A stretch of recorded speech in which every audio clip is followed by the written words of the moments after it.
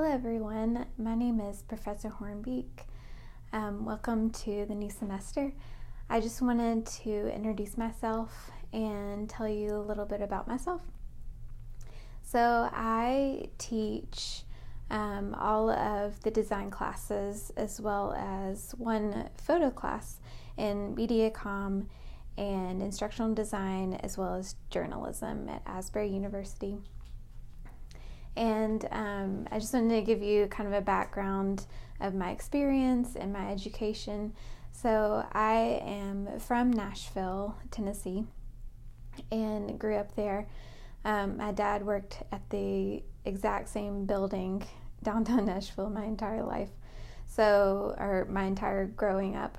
And so we lived in a couple of places, but just on the outskirts of Nashville. I did my undergraduate degree at Union University in Jackson, Tennessee, which is a small Christian school as well in West Tennessee. And I majored in graphic design there in the art department. So I have been a designer for a very long time. In fact, since I was in about third grade, I knew I wanted to be a designer. So I took a lot of art classes, drawing classes, that kind of thing, growing up. And I went to school for my undergrad when print was still very big and graphic designers were very needed at the time. So most of my education in undergrad was for print. Right after I graduated there, I got married and moved back to Nashville, where I worked at Lifeway Christian Resources, not the store, but the actual headquarters downtown. And I designed some events, brochures, and that kind of thing for the retreat centers that Lifeway owns. They own a few retreat centers in the United States. So I had a lot of fun doing that, and that was an easy transition because I knew the people that I was working with through church. They were actually some friends of my parents. But quickly after that, I started working at a technology company also in Nashville called Griffin Technology. They started off, their big product that kind of kicked them off was the iTrip. So the iTrip is a little FM transmitter that connects to a device and transmits your music, whatever's playing on your device, through car speakers or whatever. Most people used it for traveling in the car, because at the time most cars did not have the auxiliary input that you see in almost every car now. And we made a lot of other car accessories for devices. And while I was working there, the iPhone came out. And I have lots of stories about all that. I accidentally emailed Steve Jobs and he emailed me back. I have lots of really funny stories and some big projects that I worked on there that I was in so many ways not qualified to do, but we did it, and it was a lot of fun and very risky and big rewards, and stay tuned for some of those stories.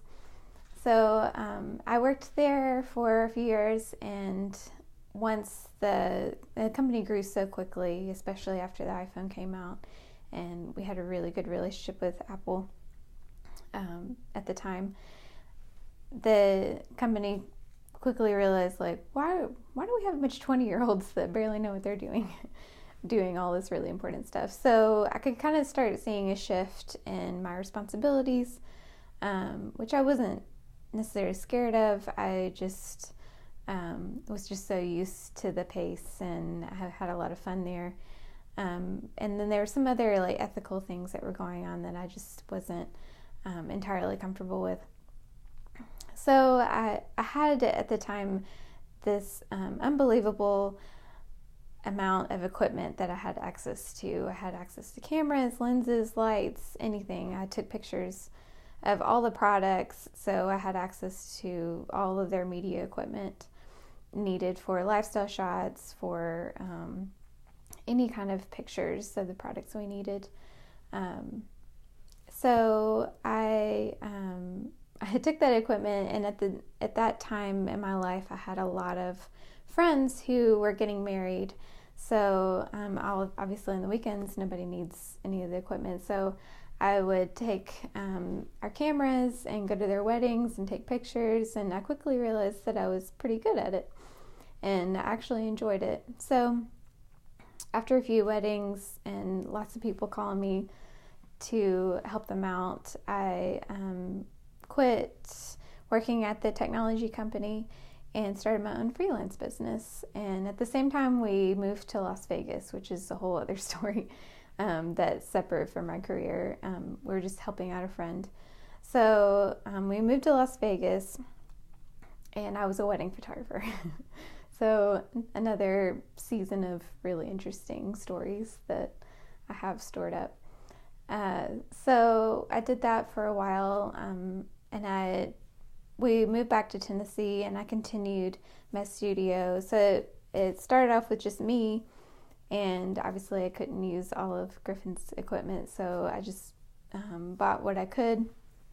And after a few years, I had the most highly trafficked photographer's website in West Tennessee, or in the West Tennessee area that I was in, as well as some photographers, some second shooters that worked with me, some videographers, and a whole studio.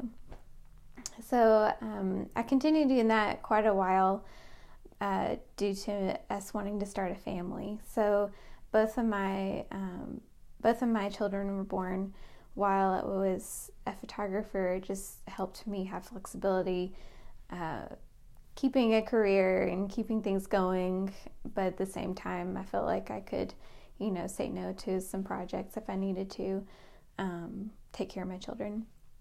So I did that for a little bit, and I actually, for several years, had wanted to go back to school. The opportunity just wasn't there yet to get my master's. And mostly because of my sister went and got her master's, and I just thought it sounded like so much fun to be back in academia again. So I talked to a former professor at Union University about it, and he said, "Oh, if you get your master's, I'll hire you to teach, adjunct. As soon as you get a certain amount of hours, when you adjunct, as long as you have a certain amount of hours, you don't have to have the full degree.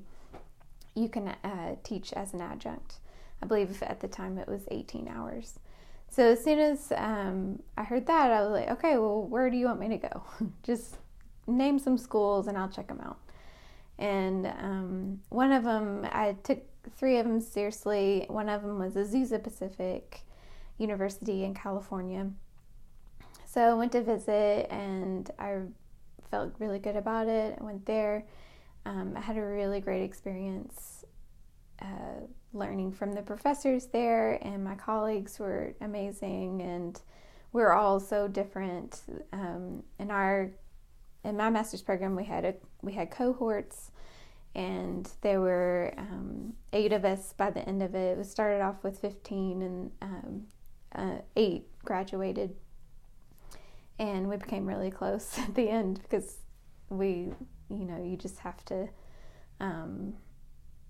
survive off of asking people questions and showing your work to each other and that kind of thing.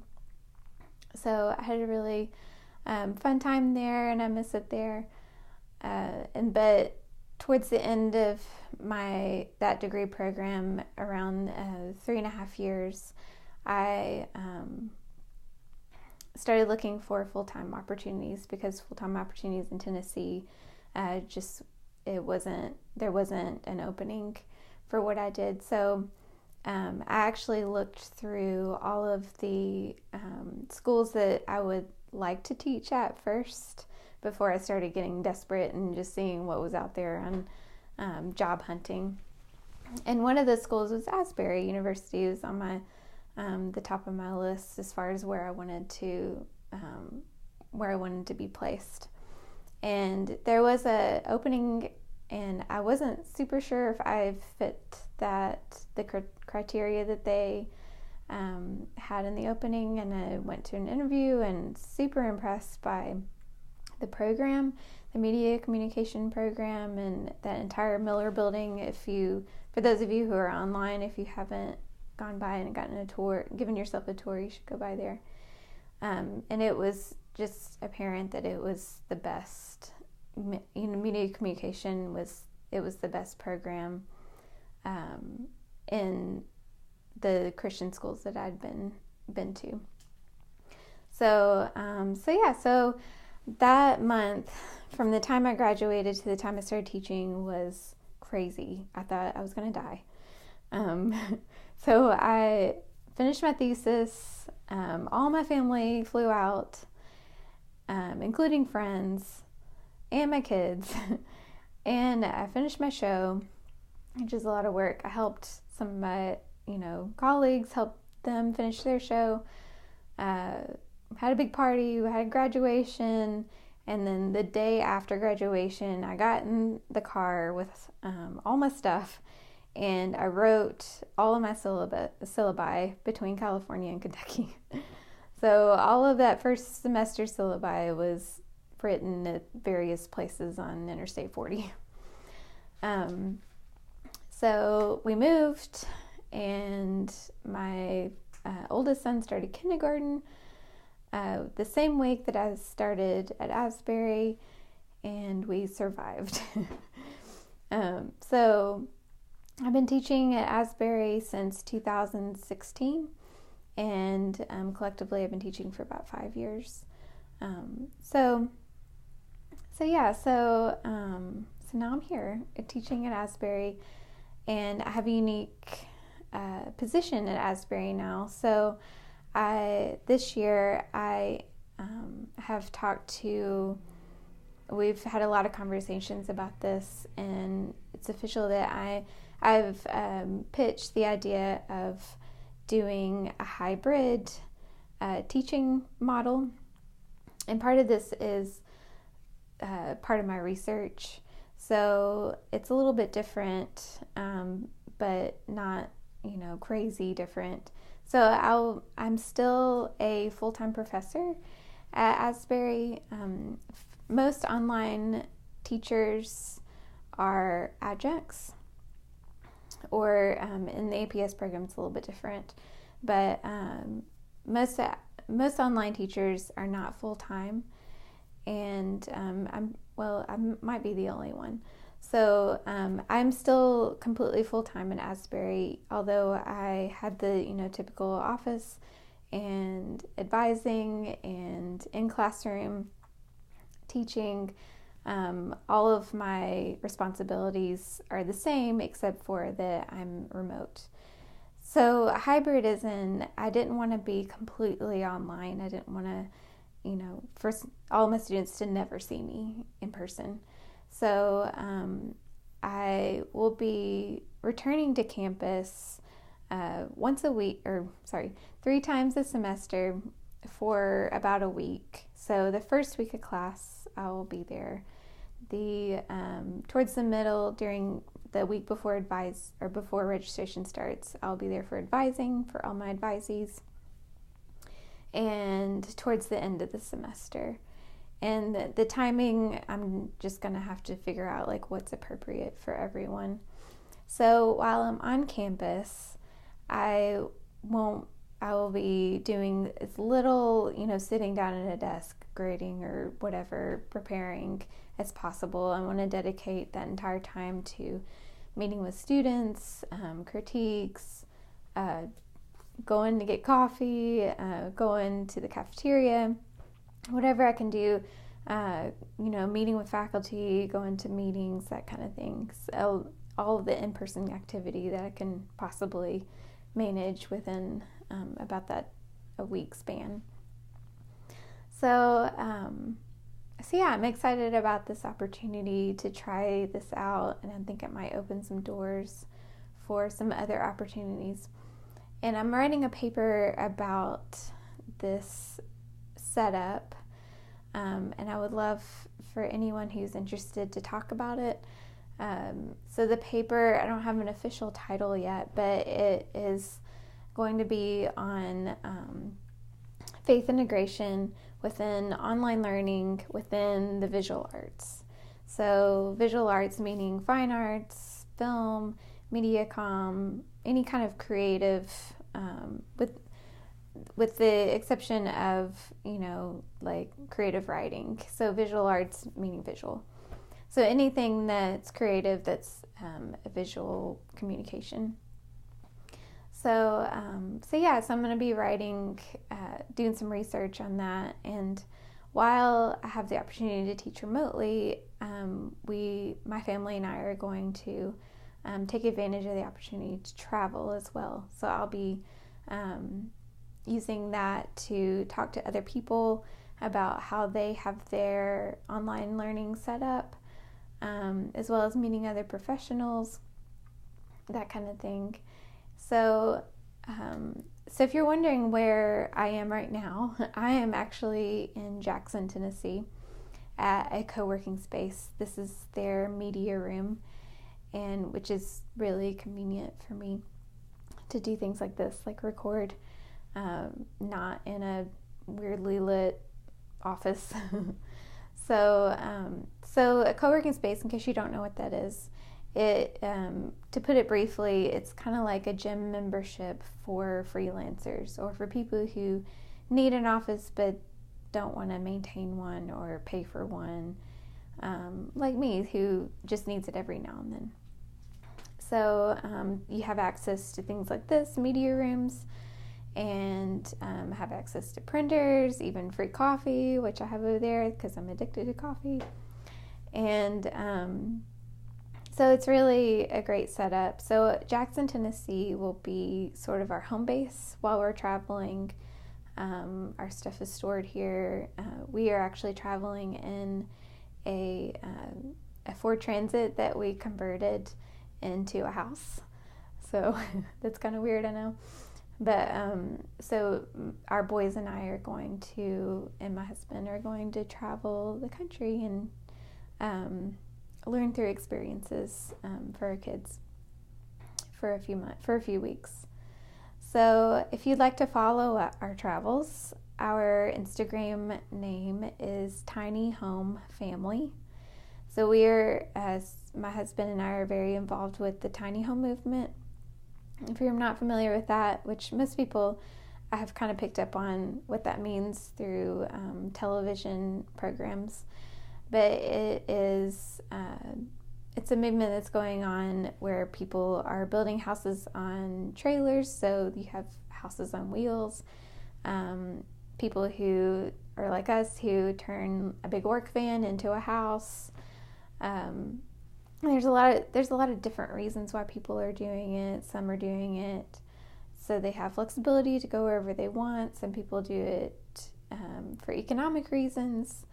A lot of people do it to get out of debt, but there are a lot of education that people have yet to know about the tiny home movement, about zoning.